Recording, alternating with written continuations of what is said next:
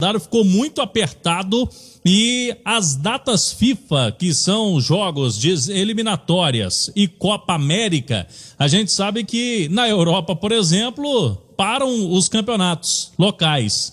Aqui no Brasil, não. Com as eliminatórias e Copa América, Brasileirão vai rolar normalmente e também a Copa do Brasil. O que para nesse período é Libertadores, né? Por conta de torneio da Conmebol. Mas então, sem Libertadores, na Libertadores o Galo não vai perder jogadores de seleções. Mas tem datas FIFA. A primeira já foi inclusive adiada, né? Por conta da pandemia.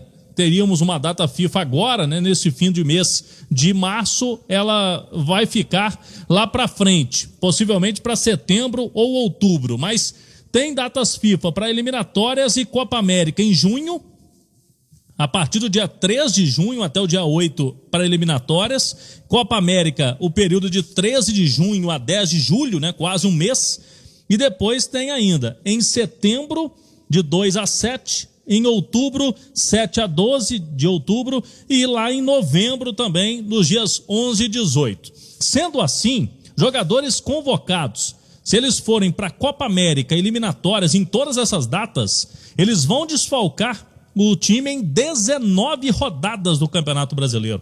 Não ouviram errado, 19, é um turno inteiro de perda de jogador. E também fases decisivas da Copa do Brasil. Na terceira fase, inteira nos jogos de ida e volta, que é a primeira fase que o Atlético vai disputar, jogadores convocados não participariam desses jogos. Nas quartas de final da Copa do Brasil, tem data FIFA no jogo de volta, e na semifinal da Copa do Brasil, no jogo de ida. Então, além do Campeonato Brasileiro, jogos decisivos, por exemplo, uma semifinal, uma partida da Copa do Brasil. Sem contar as Olimpíadas, né? Olimpíadas, o Atlético pode ter também jogadores convocados. Tem o Guga, que vinha sendo aí chamado, o próprio Guilherme Arana, com as Olimpíadas este ano, também tem idade ainda com a mudança das Olimpíadas, os dois laterais do Atlético. Mas principalmente Léo Figueiredo, Júnior Alonso é titular absoluto do Paraguai, muito possivelmente vai para todos esses jogos aí de Copa América eliminatórias, e a gente sabe que o Alonso é o principal zagueiro do Atlético, 6 e 15. Savarino vem aparecendo sempre na seleção da Venezuela, o Alan Franco também no Equador. Esses três principalmente são atletas de seleções. E o Atlético tem que ficar de olho, né, Léo? Porque me assustou aqui, 19 jogos do Campeonato Brasileiro, é muita coisa. É muita coisa, Cláudio. Boa noite a todos. E eu colocaria nessa lista, com a expectativa que a gente tem do Nacho se desenvolver tanto no Atlético, eu não rechaço uma convocação para o Nacho Fernandes também à seleção da Argentina, nesse período de eliminatórias principalmente, porque é um ótimo jogador, e com o elenco que o Atlético está montando, com o time que o Atlético quer ter, se o Nacho realmente jogar tudo o que se espera, vejo possibilidade dele ser convocado pela Argentina também. É muito ruim para os clubes brasileiros, né? Para os clubes sul-americanos, esse calendário, porque você acaba punindo quem investe em grandes jogadores, né? Você pune quem tem jogadores em grande fase com essas convocações. O calendário sempre foi ruim. Com a pandemia, ele ficou ainda mais apertado e vai ser um grande problema para o Atlético. E agora, cabe também pensar, Cláudio, onde buscar reforços, né? Porque você tem que pensar em tudo. O Atlético vai buscar mais um zagueiro, ok. Mas vai buscar onde? Vai ser um titular de uma seleção para ser convocado tantas vezes? Então, tudo isso impacta na montagem de um time. Não adianta só você contratar o cara bom, Cláudio. Você tem que medir até quantas vezes ele vai para a seleção. Essa é a realidade de hoje. Infelizmente. Torcedor do Flamengo também muito preocupado, né? Porque o Flamengo tem uma Arrascaeta, que costuma ir também para a seleção do Uruguai, tem o lateral Isla do Chile, os próprios jogadores brasileiros, né? O Everton Ribeiro, o Gabigol lá, eles apareceram, o próprio Bruno Henrique, em algumas convocações da seleção brasileira. Ou seja, times bons, né? Vão sofrer com essa situação aí de jogadores convocados nesta atual temporada. Além do calendário muito apertado aqui, né? porque você pode também, além de tudo, ter problemas com lesões, com jogadores que não vão para seleções, mas vai apertar para todo mundo. O Galo pode ter na temporada, se chegar até as finais de todos os torneios, Libertadores e Copa do Brasil, a 76 jogos até o mês de dezembro. Então, é muita coisa que pode acontecer. Para rolar a bola para você, Manuel, na Libertadores, a Libertadores, a Conmebol, ela tem um protocolo rígido. Eu vi ontem notícia de que alguns voos, os voos do Brasil para a Argentina estarão suspensos por conta do número de casos aqui do nosso país. Para lá, a Argentina travando voos. Aí já vem a situação, mas como que vai ficar com a Libertadores? A informação de um canal da Argentina de TV hoje, ligado ao esporte, é de que com o protocolo da Conmebol, voos fretados, isso não teria problemas. Isso seria para cidadão comum, que vai pegar voo comercial do Brasil para a Argentina. Mas um ano de pandemia com tantas dificuldades, essa é mais uma. Esse calendário com datas FIFAs e o Galo com jogadores importantes aí. Se já está pensando em zagueiro, o Júnior Alonso vai ficar fora há muito tempo, hein, Manuel? Ô Cláudio Rezende, nós estamos ainda esperando que haja uma palavra final do Japão, se haverá ou não a Olimpíada de Tóquio. E aqui na América do Sul, estamos esperando também um pronunciamento da Conmebol, se essa Copa América, dividida entre Colômbia e Argentina, ela é viável, porque estamos também com datas de eliminatórias da Copa do Mundo, aí sim, datas importantes, porque essa Copa América, ela não tem muita razão de ser. Nesse momento estamos cheios de competições nacionais da América do Sul. Por isso é que os clubes brasileiros, a CBF, deveriam discutir com a Conmebol se não vale a pena deixar essa Copa América, que vai ser agora de 4 em 4 anos, para o ano que vem.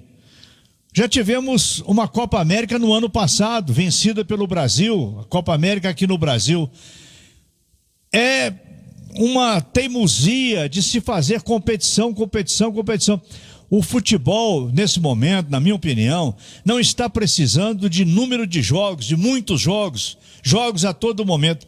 O futebol está precisando de cuidar da saúde das delegações, dos jogadores, dos torcedores, que certamente não poderão estar nos estádios, mas eles acabam se aproximando dos hotéis onde ficam os jogadores.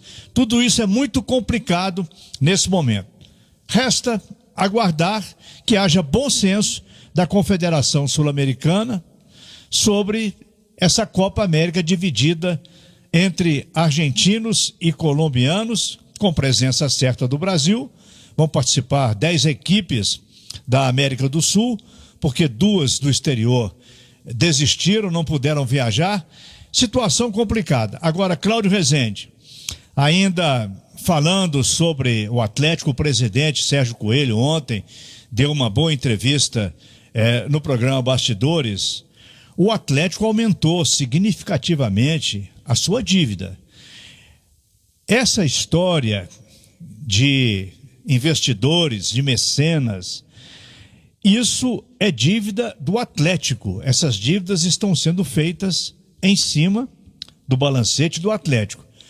O Atlético vai apresentar isso nos seus números de 2020, porque agora os clubes de futebol são obrigados a publicar os seus balanços. Eu não sei se o Atlético ainda teria bala na agulha. Se fala muito em contratar zagueiro, mais um volante, mais um jogador de frente. Resta saber agora até onde que vai a coragem, aonde vai o cheque especial que foi dado para a diretoria do Atlético reforçar o time. A torcida está satisfeita com os jogadores que chegaram. Nem todos vão dar certo. Isso é comum, é normal no futebol. Alguns que você, às vezes, até não espera tanto, dão ótimo resultado, e outros, por exemplo, cujo investimento é muito grande, acabam não dando esse resultado. Mas o balancete vai mostrar que tem que haver uma preocupação. E vou dizer mais uma coisa, porque tem uma confusão que o Atlético estaria gastando também dinheiro com a construção do estádio, está aumentando a dívida. Não, o estádio é uma situação totalmente isolada, independente do lado financeiro do Atlético. Os recursos foram levantados, estão garantidos e não há hipótese da obra parar em momento algum. 6h21, concluindo, Cláudio Rezende.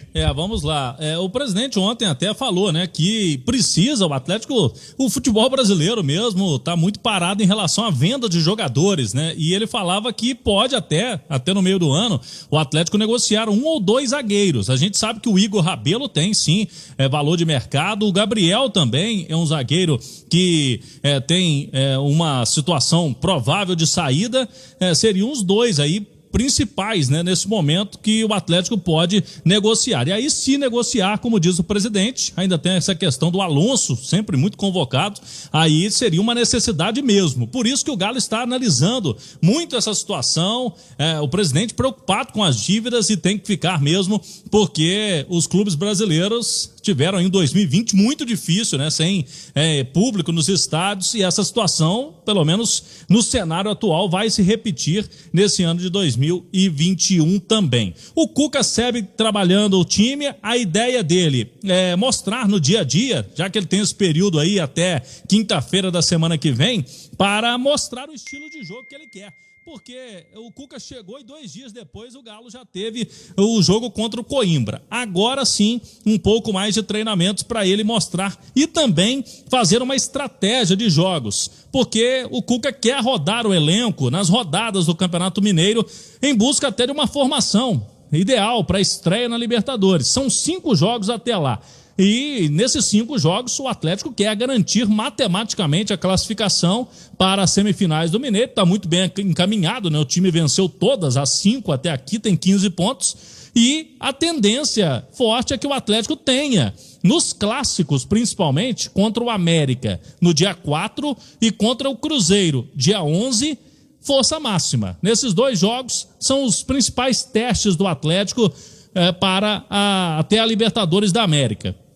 Mas tem também a Caldense na próxima quinta-feira, fora de casa, o Pouso Alegre entre América e Cruzeiro, tem esse time também no interior. E aí o Cuca, nesses jogos, eu acredito que ele vai colocar algumas peças que ele precisa observar um pouco melhor, que ele conhece menos, né? Que jogou menos ano passado com o Sampaoli no Brasileiro, e não só nos treinos, mas em jogos ele quer observar todo o elenco do Atlético. Por exemplo, Hever, Savarino, Arana e Alan Franco não estrearam no Mineiro ainda nessa partida que o Galo teve contra o Coimbra. Cada um com um problema, né? O Arana estava afastado com suspeita de Covid, o que não se confirmou, mas agora está treinando normal. O Hever, preparação mesmo especial para ele. E o Savarino com o Franco chegaram depois, né? Tiveram problemas para a volta ao Brasil naquele período de férias. Esses jogadores vão aparecer sim aí nos próximos jogos do Atlético. A única baixa nos treinos por enquanto é o Diego Tardelli, que está em fase final. Estou acreditando que até semana que vem o Tardelli volta a treinar, e a tendência é de que o Tardelli esteja disponível para o clássico contra o Cruzeiro, que será no dia 11. Se ele voltar a treinar semana que vem, eu acredito que na semana seguinte já estará pronto também para ser relacionado às partidas do Atlético. Uma outra situação, Emanuel, a gente falava aí do presidente Sérgio Coelho com as situações mais administrativas do Atlético, e tem uma informação, uma notícia que está circulando nas redes sociais sobre uma proposta de um conselheiro do Atlético, Virgílio Guimarães, para mudar o nome e também o escudo do Atlético. O nome passaria, na ideia dele, de Clube Atlético Mineiro para Clube Atlético Mineiro Galo Forte. Colocaria Galo Forte no nome do Atlético. E no escudo, ao invés do tradicional CAM, né? C-A-M, as iniciais de Clube Atlético Mineiro, seria mudado para Galo. A gente sabe que uma proposta dessa, uma mudança dessa, precisa ter uma grande parte dos conselheiros votando, Pelo que eu estou acompanhando nas redes sociais, Emanuel, a proposta aí de mudança de nome e de escudo do Atlético está sendo muito rejeitada pelo torcedor do Atlético. O torcedor, num geral, aí não está gostando nada dessa proposta feita por um conselheiro para mudar o nome do time e o escudo também, viu, Emanuel? Um super aplicativo só poderia ser um super cartão sem anuidade. O PicPay Card, crédito ou débito, tem os dois. Também tem como pagar tudo em todo lugar, de todo jeito, tem até dinheiro de volta. Sabe o que esse super cartão não tem? Não tem anuidade, não tem tarifas e não tem essa de precisar ter conta em banco. Então abra o PicPay e peça